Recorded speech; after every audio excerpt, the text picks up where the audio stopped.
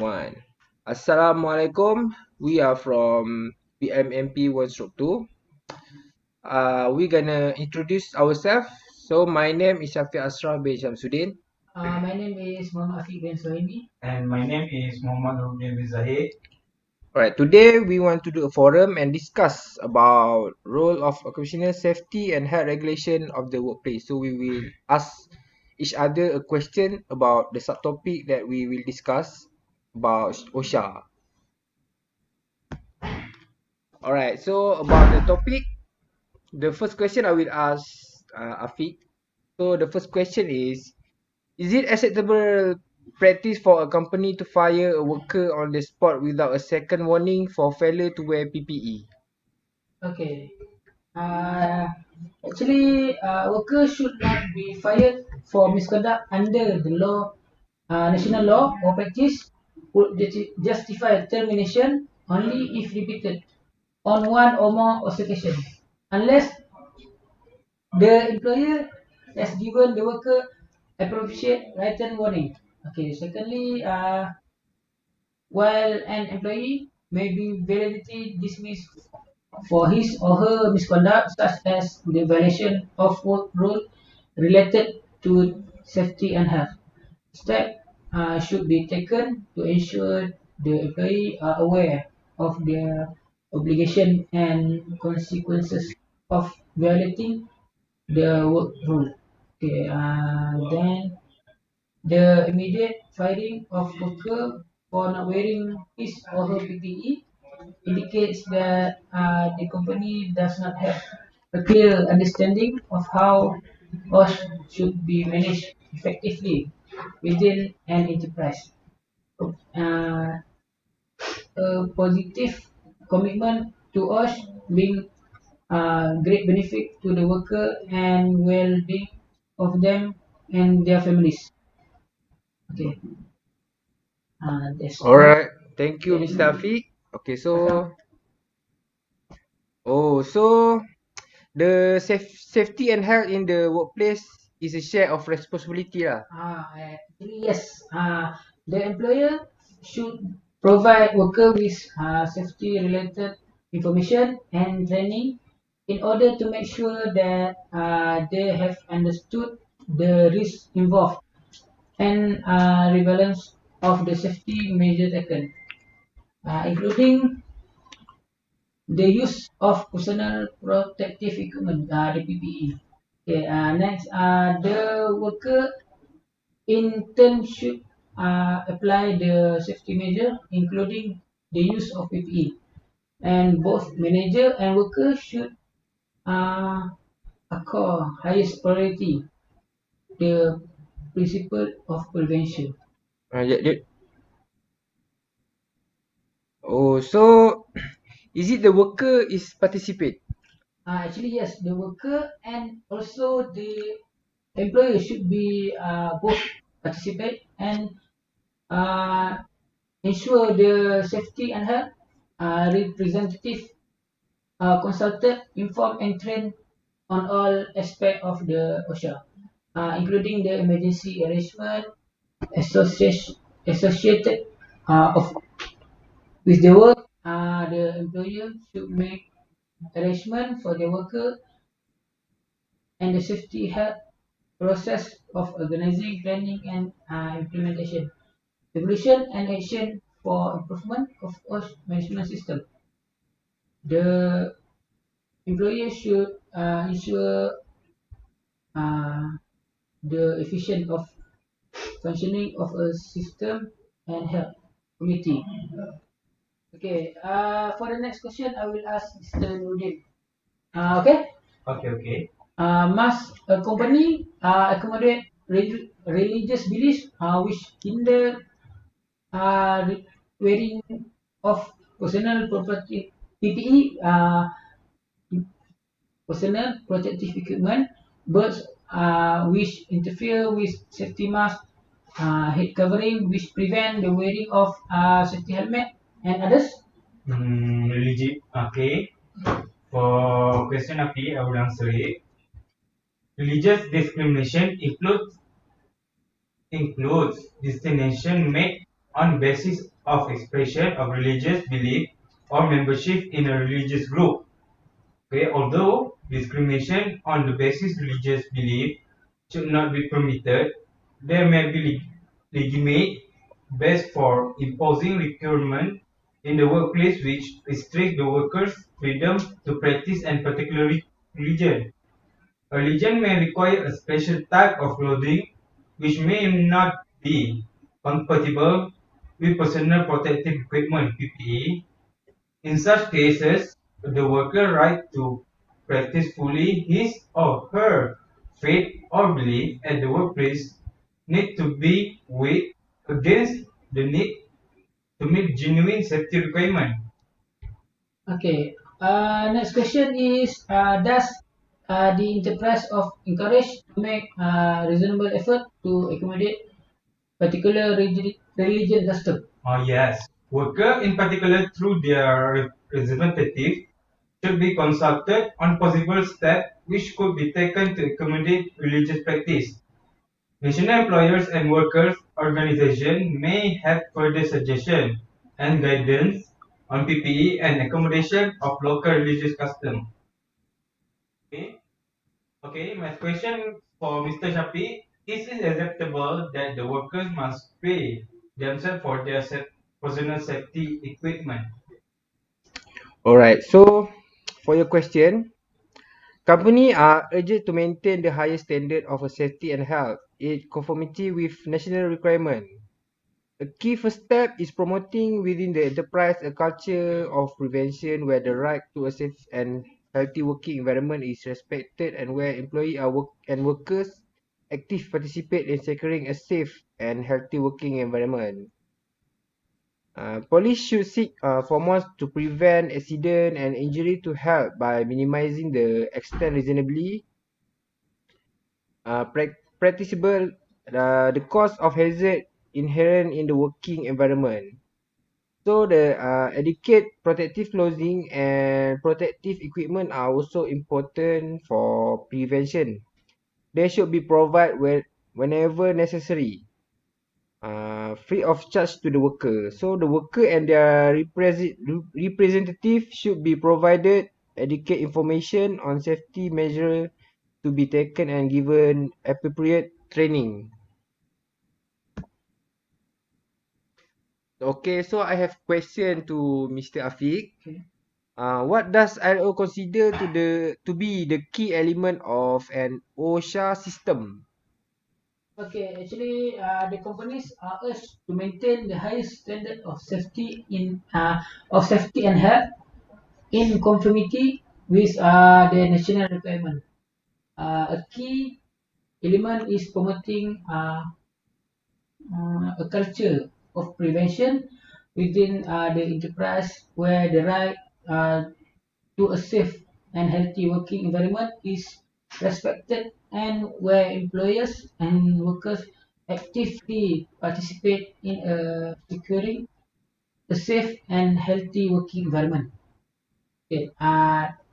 Next is the policy.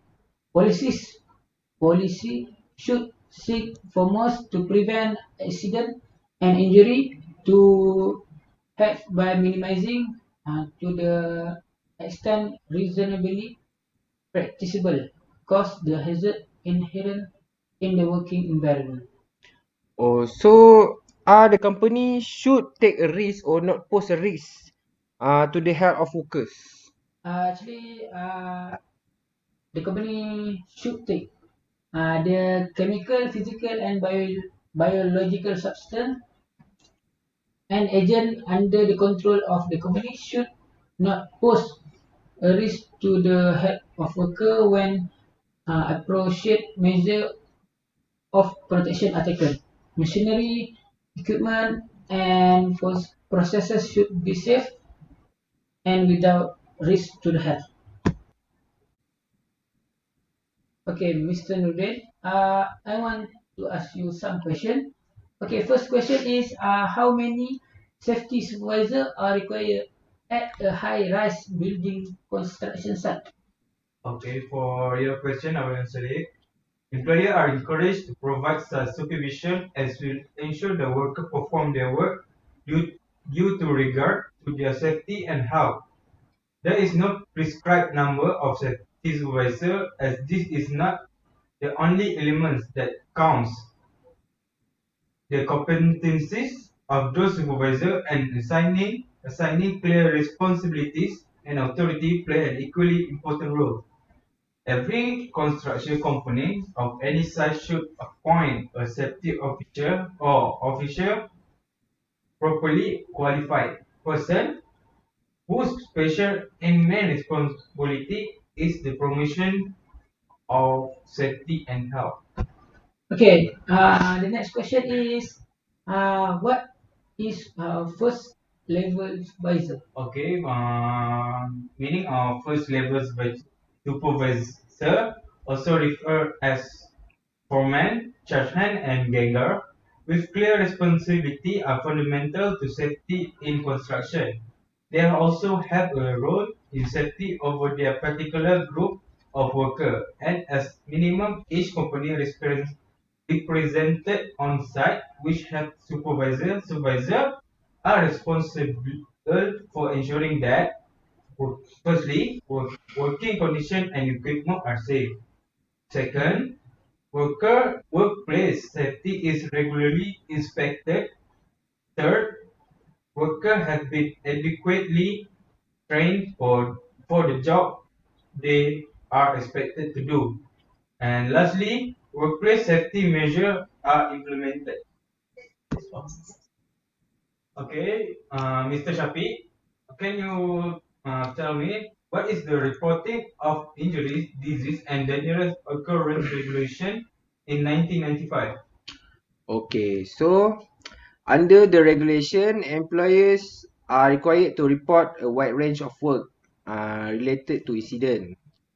So injuries and disease to the health and safety executive lah. Or to the nearest local authority environmental health department. The regulation required an employee to record in incident book the date and time of the incident, detail of the person affected, the nature of the injury or condition, their occupation, the place where the event occurred, and a brief note on what happened. Okay, for addition, can you state the injuries or ill health that must be reported? So your question is injury or ill health must be reported. So first is the death of any person or specific injuries including fracture, amputation, eye injuries, injuries from electric shock, and acute illness requiring removal to hospital or immediate medical attention. Over 7-day injuries which involve relief someone to their normal work for more than 7 days as a result of injury caused by an accident at work. So there is a reportable occupational disease include cramp of the hand or forearm due to repetitive movement, carpal tunnel syndrome involve handheld vibrating tools, occupational asthma, tendinitis or tendinitis type of tendon injury, hand-arm vibration syndrome, including where the person work involve regular use of recovery or vibrating tools. Alright, Mr. Afiq, what is the Health and Safety Display Screen Equipment Regulation 1992? Okay, actually, the main provision here applied to display screen equipment DSE users defined as a worker who habitually use a computer as a significant part for of their normal work. This includes people who are regular user of DSE, uh, rely on it as part of their job. Okay, this cover you if you see DSE more an hour or more continuously, and you are making the use of DSE. Okay, employer are required to make a risk assessment of workstation by used by DSE user, reduce the risk identified. Okay, next is ensure the DSE user take adequate break, and then provide regular eyesight tests. After that, provide health and safety information. Provide adjustable furniture such as desk, chair, and others. And finally, demonstrate that they have adequate procedure designed to reduce risk associated with DSE work, such as repetitive strain injury (RSI).